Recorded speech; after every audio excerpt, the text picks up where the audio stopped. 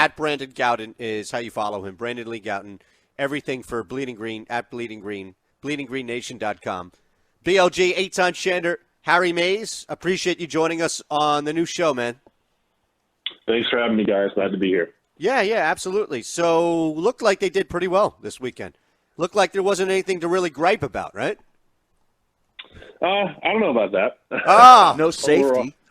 Okay. They didn't draft a safety. Hold on. Let's start with Brandon Lee Gowton's number one gripe of the weekend. Here's how I was approaching this year's draft. I wanted to feel excited about this one coming out of it because I think it's an especially crucial one for this team. Now you can say that every year, but I felt like especially this year because you have that Carson Wentz contract coming, and that's going to take up a lot of cap space. And you even had the owner of the team, Jeffrey Lurie, at the NFL owners meetings this year talking about how this team needed to pick in volume. And, they for the second year in a row, they only end up with 5 picks, which is the fewest among all teams in the NFL, along with the Titans, who also had 10 in these past 2 years. So that's kind of just one thing that I'm not thrilled about coming out of this draft class. Well, I mean, they did end up, if these guys pan out, and that's a big if, but if they pan out, they got, Carson's protector for the next 8 to 10 years in Andre Dillard, and they got a bunch of other weapons, to mix in around him for that offense. That has me somewhat excited, Brandon. Yeah, the Dillard pick is huge, and that really makes or breaks the draft class. I mean, if you hit on him and that guy is your left tackle for the next decade plus, I mean, think about that. Like, the Eagles went from having Trey Thomas, who was a very good left tackle for years, all-pro, to Jason Peters, who is a future Hall of Famer, to potentially Andre Dillard. And if he can be that guy there for that position, then they've solved that spot, and that's huge. And that's definitely the key for this draft class. If Dillard hits, then it's a pretty good class.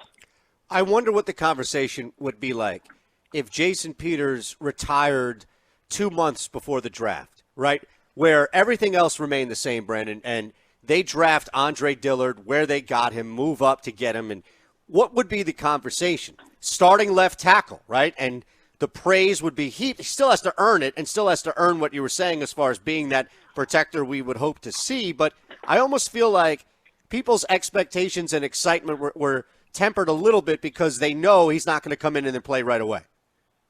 Yeah, I think that's a good point. I think it's just as a fan, when you're seeing your first round draft pick, you want to see him out in the field. You don't want to have to wait a whole year to see that guy. And in this case, the Eagles really do want as a fan to wait to see Andre Dillard because even though I think he's ready to play now and he could help this team win games, and look, he very well might have to play. I mean, we all know Jason Peters has trouble making it through games, as we've seen these past couple of years. So there could easily be a situation where he has to step in at some point. But really, I mean, I like the fact that Dillard doesn't have to play right away because there are some things he has to clean up. He wasn't exactly playing against, SEC defenders at Washington State. So I think, coming into the NFL, getting to work with one of the best offensive line coaches in the league, Jeff Stoutland, and also just getting to learn from Jason Peters, I think that'll be huge for him. So really, I really like the fact that he gets to sit for a year before potentially taking over in 2020. Hey, Brandon, how surprised were you that the Eagles utilized both of their second-round draft picks and one of them wasn't a safety? Yeah, it's a really good question, especially, that second round pick at number 57 there. I wasn't shocked they drafted a receiver just because they were showing so much interest in that position leading up to the draft. But, I mean, you did think they might trade down at that spot just because there were so many talented guys still on the board. And, again, they only had the 5 picks there after making that day one trade to get Dillard. So you thought they might move down, but they didn't. I thought they got good value. I think Whiteside has the potential to be a really good player in this offense. And, it's a pick that really doesn't necessarily make a huge impact now because, you still have Alshon Jeffrey and Deshaun Jackson and Nelson Aguilar if he doesn't get traded. So it's kind of interesting where they went with that direction there. But overall, I like the philosophy because, this is, people want to say that defense wins championships. But, I mean, the four teams that were playing in conference championship weekend this year were the Saints, the Chiefs, the Rams, and who else am I missing? Patriots. Patriots, duh. So those are the top four offenses in the league. They're easy to forget, trust me. Yeah, easy to forget. Those are the top four offenses in the league. I think offense wins in today's game, and if you want to build around Carson Wentz, you're investing in him. I'm totally fine giving him all those weapons. So how much do you expect, speaking of day one impact, Sanders to make in a position that they don't really favor a workhorse, even when they have a guy that you could theoretically pound? Yeah, I think he's going to be somewhat limited in the sense of, I don't think, they're drafting Miles Sanders to come in and suddenly take 20 carries per game. That's just not their MO, as you stated. And you still have Jordan Howard here.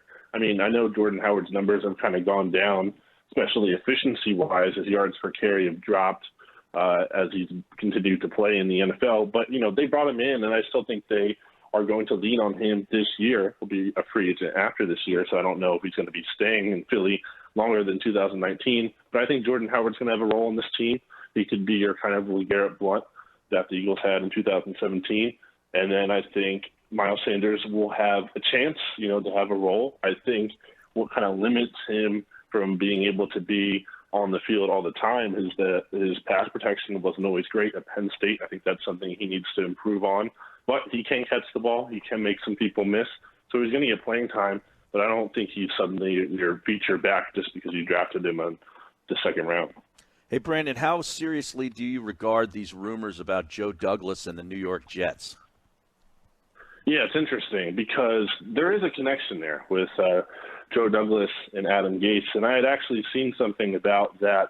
If the Dolphins were going to keep Adam Gase, because I guess there was some talk that they might just keep him instead of firing him, that they might have brought Joe Douglas in there to help with personnel down in Miami. So it seems like there is a connection there. I mean, ever since Joe Douglas was really hired by the Eagles, we all knew he wasn't going to be here forever because, this isn't a job where he gets final say. That's always going to be Howard Roseman's role here, and that's not going to be changing anytime soon. So I think Joe Douglas, really, it's only a matter of time until he ends up somewhere. And if he has that connection with Gase, like it seems like he does, and the Jets end up moving on from their GM, I mean, it seems pretty logical to me that he would go there. Yeah, and if I'm the Jets and I know I can get Joe Douglas, I'm firing my guy immediately. Yeah, absolutely. That makes, think about it, too much sense, right? Yeah, I mean, the Eagles have had their most successful era ever under Joe Douglas in some ways. So, yeah, I think it's easy for them. Brandon Lee Gowton joining us at Brandon Gowton on Twitter. Harry Mays, Eytan Shander, 97.3 ESPN. Brandon, of course, all things Bleeding Green, bleedinggreennation.com. Here's my question. It has to be somewhere in the middle, but you have to take a side because you know better than the both of us combined. The Giants just can't be that stupid. They can't be that stupid. And at the same time, and I know that there's been a heavy, heaping amount of praise, the Redskins can't be that smart as pulling off the draft that everybody loves this year. So I know that there's somewhere in the middle, but what do you think it's more of? That the Redskins actually got one over on the rest of the league this draft, or the Giants really are as dumb as we've seen a team be in the last 10 years? I think the Giants are really dumb. I think that's what it's about. I don't think it's even just dumb in the sense of like why they took Daniel Jones because they don't know what they're looking at. I think it's all about it's like political. It's all about the relationship. It's all about like Eli Manning having the same college coach as Daniel Jones did. And basically, I think it's been underreported too, this whole thing. Like a big reason why the Giants took Daniel Jones at number 6 is so they wouldn't hurt Eli Manning's feelings. Like, exactly. That's insane. I feel like that's the impetus of that pick. So to me, that's just stupid and it's crazy. Yeah, because, I mean, they missed out on Josh Allen. They could have gotten him at 6, and they still could have gotten the quarterback at 17. They also could have drafted Sam Darnold the year before. Well, true. Yeah. Wow. Yeah. I love it. Well, we'll watch New York burn, and we'll watch the nation's capital be all high up on Haskins and everything else they did and watch them falter as well. The one team that I guess we have to keep an eye on is the one that wasn't even active Thursday night, Was there anything Dallas, that jumped yeah. out about Dallas with the draft that you think, all right, it's great and we'll continue to make fun of them and their idiot fans, but maybe in the back of your mind there's something that concerned you? There's nothing that they did that I look at and it's like, oh, wow, this really scares me a whole lot. I think they did solid. Tristan Hill, I think, is a solid pick for them. They've needed help on the interior defensive line there. They also got Tony Pollard. I think he could be a really nice third down back kind of complement to Zeke in the backfield there. So I think they did some okay things.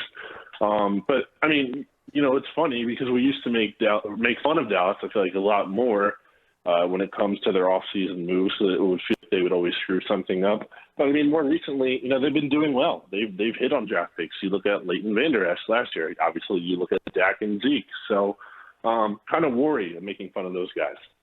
Hey, Brandon, last one from me. Joe Douglas and Howie Roseman and the other, scouts must have really enjoyed themselves at the Penn State Pro Day. I mean, they draft 2 guys, and then I believe they signed 2 more as undrafted free agents. Did anybody jump out at you in the list of undrafted guys that you think might be able to stick? Yeah, that's 4 total guys from Penn State. They must really like something they saw, as you said there. But from the undrafted free agents, I would go with T.J. Edwards, the linebacker from Wisconsin, just because that's a position that's still kind of unsettled. Like, who's the starting middle linebacker for the Eagles today? I don't know. Is it Nigel Bradham? Are they going to move him there? I mean, it's not Jordan Hicks because he's gone. So yeah, we don't know. I think you look at a guy like Edwards who might have a chance to come in and compete with guys like Paul Warlow and Mason Gary and L.J. Fort. So to me, he kind of has the potential to be this year's Josh Adams, a guy who can actually kind of make the team and maybe even play at some point. BLG, we appreciate it, brother. Thank you for the time, man. Now, you don't take a Thanks, vacation, Andy. right? Like these other writers No. around the country who are covering, the Titans or the Colts, where, it's not a 12-month a year. We were talking What are you about saying, that. Teron Davenport's in Jamaica today? Is that what you're saying? Hey, listen, Teron knows the difference between the Eagles beat and the Titans beat. I was in Nashville for 2.5 years. You can speak to I this. took a vacation at the end of the season. I don't think Brandon can afford, not financially, I'm saying as far as time is concerned, right? Yeah, there's no such thing as vacation when you're covering the Eagles. It's a 365-day-a-year job. Unbelievable. BLG, we love you, man. Thank you for the time. Thanks, guys.